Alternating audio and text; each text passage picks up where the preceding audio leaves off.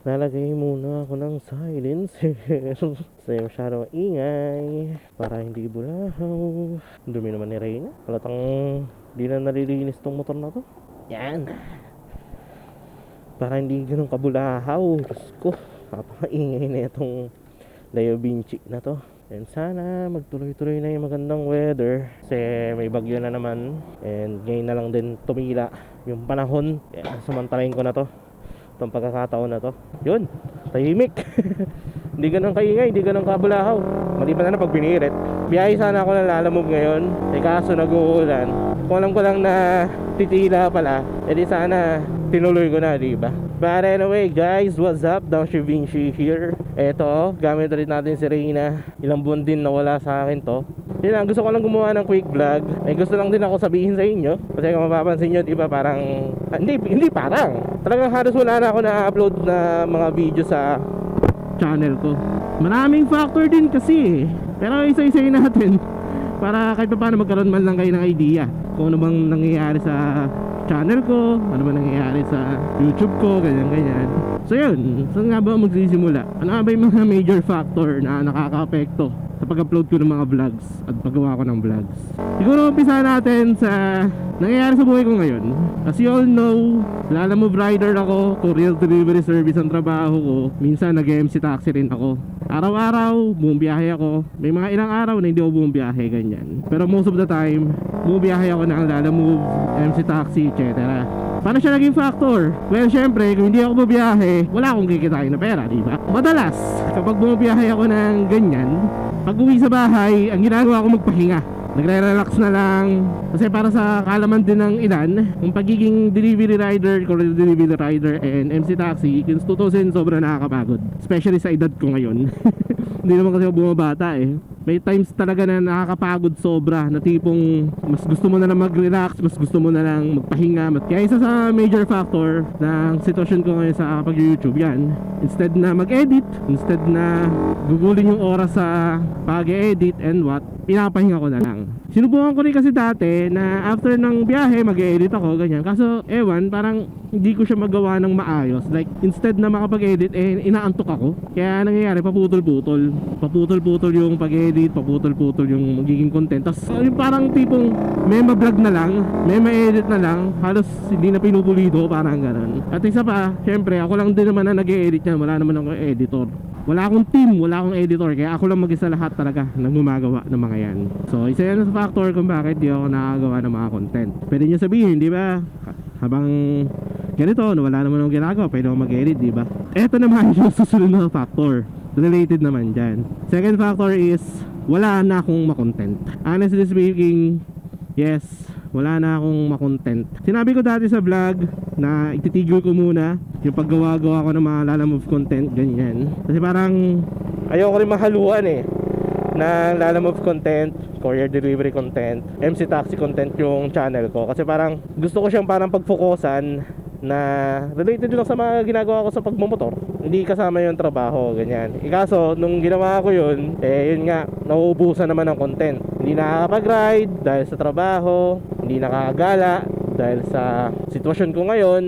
Kaya most of the time walang ma-content. Kasi kung mapapansin nyo, diba, yung mga channel ko usually it's either nagra-ride, pinapakabit na pyesa, may pinapayos na motor, may nire-review, ganyan. Kaso sa nga nangyayari ngayon, halos wala na akong magawa. So parang ganun. Unang-una, syempre kailangan din ng pera, kailangan din ng investment kung gagawa ko ng content regarding sa mga motorcycle parts. Kasi syempre gagamitin ko yun bibilin ko pa yun Pangalawa, syempre wala na rin ma-content na ibang motor, di na rin makapag-ride, busy sa pagtatrabaho, parang ganon. Kaya malaking factor talaga yung pera pagdating sa paggawa ko ng content. Kasi syempre kung wala akong pera, di rin ako makapag-ride, parang ganon. May times na sinusubukan ko namang gumawa ng content. May times na kapag bumabiyahe ako, kapag may pinupuntahan ako, ginagawa ko siya ng content, etc. Kaso may mga times din talaga na hindi sumasang-ayon yung mga gusto kong mangyari. Like etong camera, minsan walang audio, hindi ko alam kung may audio ngayon to. Minsan naman ang pangit ng audio, minsan hindi nagre-record. So nakakawalang gana. Ganun, na tipong effort na effort ako sa paggawa ng content, sa pagbablog, pero yung device na gamit ko hindi sumang-ayon sa akin. So parang nasayang lang yung footages, nasayang lang yung ginawa ko, nasayang na effort ko. Marami sana akong nagawang ganyan, kaso most of the time, yun nga, ang pangit ng audio. Kung mapapansin nyo, di ba, yung mga recent vlog ko, ang pangit ng audio kasi kung tutusin, pinagtyagaan ko na lang para nang may makontent kaso yung iba talaga halos di na talaga mapagtyagaan kahit ako nanguurat ako, kahit ako nanginis ako.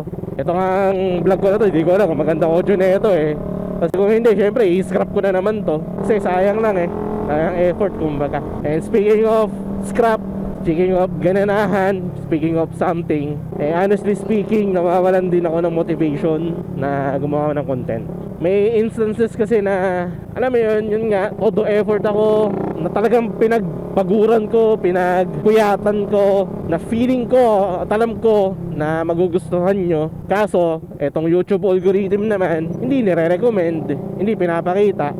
So, nangyayari, konti lang yung views. Syempre, importante yung views pagdating sa pagko-content. Like, marami ako napapanood na mga content creator na ang gaganda ng quality ng vlog nila, kaganda ng quality ng video nila, pero ang baba lang ng views. It's because yung algorithm ni YouTube na hanggang ngayon hindi ko maintindihan. May times na maganda, may times na okay yung content, may times na okay yung views, pero may times din na kahit na maganda yung content, hindi naman napapanood, hindi naman nakikita. Kaya may times na nakakawalan ng gana yung mag-i-edit ako ng napakatagal, effort ko sa pagko-content, etc. Kumbaga masasabi kong pasado sa standard ko, sa quality ko. Pero since hindi nga napapanood ng mga tao, ang baba lang ng views, parang nakakawalan ng gana. But I'm still thankful sa mga nakakapanood ng vlog ko, sa mga nagko-comment, ganyan. Pero factor din talaga yung YouTube algorithm ngayon. Especially, mas parang binibigyan nila ng pansin yung mga shorts videos compare sa mga long form videos. Isa yung factor, YouTube algorithm. Isa pang factor pala na bago ko makalimutan, syempre, since mababa nga yung views, wala rin akong kinikitang pera. Oo, sa paglalamove ko, sa pag-MC taxi ko, may mga kinikita naman ako. May nakukuha akong pera dyan. Pero syempre, okay din sana kung mayroong additional pa, diba? Like katulad niyan, yung pag-YouTube, paggagawa ng videos. Yung tipong return of investment ko sa paggawa ng content is hindi ganun kataas. Gagastos ako ng ganito sa pag-ride, sa pagbili ng pyesa. Gagawan ko siya ng content, gagawan ko siya ng video, gagawan ko siya ng vlog. Pero pag na-upload na, hindi na ganun kalaki yung nakukuha ko. Minsan, lugi pa nga ako kung tutusin. Like, hindi ko nabawi. Kasi ganun din naman nangyayari lagi sa akin Kaya ako nakapag long ride dati, kaya ako nakabili ng pyesa dati, kaya ako nakakagala dati. It's because yung return of investment ko sa YouTube malaki. Like, gagastos ako ng ganito sa ride, gagastos ako ng ganito sa pyesa. Once na in-upload ko siya, babalik din naman sa akin yun. Parang ganun. Kaso ngayon, hindi na ganun na nangyayari. Parang 2 buwan bago ko mabawi yung mga ganong klaseng content na ginagawa ko. So kahit na gusto nyo man yung mga ganong klaseng content, kung hindi ko naman kayang suportahan financially, parang wala rin, di ba? Di ko rin magagawa. Isang factor pa na nakikita ko is Facebook. Kasi most of the time ngayon, viewers nasa Facebook na. Yung long form videos ko sa YouTube, na after 1 day, ilang views lang ang nakukuha. More or less 1,000 lang ang nakukuha ng views video ko na yan sa YouTube. Unlike sa Facebook, yung mga reels, yung mga short videos, wala pa isang araw, nakakakuha na ako ng 1K views. Yun nga lang, hindi ganun kalaki bigayan sa Facebook. Though, yan ang meta ngayon, yan ang algorithm ngayon. Nandyan ngayon yung mga viewers, nasa Facebook. Kaya nangyayari, yung mga long form videos na ina-upload ko sa YouTube, na pinag-e-effortan ko, hindi ganun kalaki nakukuha ang views. At the same time, yung mga maikling videos na ina-upload ko sa Facebook, na kahit na nakakuha ng views, hindi rin naman ganun kalaki kinikita. Tsaka nag-iba rin kasi yung parang bigayan ni Facebook ngayon. Kahit kasi photo, kahit kasi post, kahit kasi stories, pwede ka nang kumita sa Facebook. Kaya yung mga videos na na-upload, hindi na rin ganun kalaki yung nakukuha. One time, nagkaroon ako ng 50k views sa Reels, pero hindi pa umabot ng $1 yun. Compare sa YouTube ko, naka 1k views, naka $1 din siya kahit pa paano. Kaya yan yung mga nakikita kong factor kung bakit parang may times na hindi na ako nakakapag-upload na video ko sa YouTube. May times din na hindi na ako nakakapag-post. Yan yung nakikita kong mga factors sa nangyayari sa channel ko. But don't get me wrong guys, I'm still hoping, I'm still planning, I'm still making content. Hindi, nawala man yung passion ko sa paggagawa ng vlog, pero naniniwala pa rin ako na makakabawi ako. Naniniwala pa rin ako na makakapagawa ako ng content. Maniniwala pa rin ako na babalik pa rin sa dati yung sigla ng YouTube ko. May mga nakikita na akong paraan, may mga nakikita na akong solusyon, may mga nakikita na akong way para mangyari yon.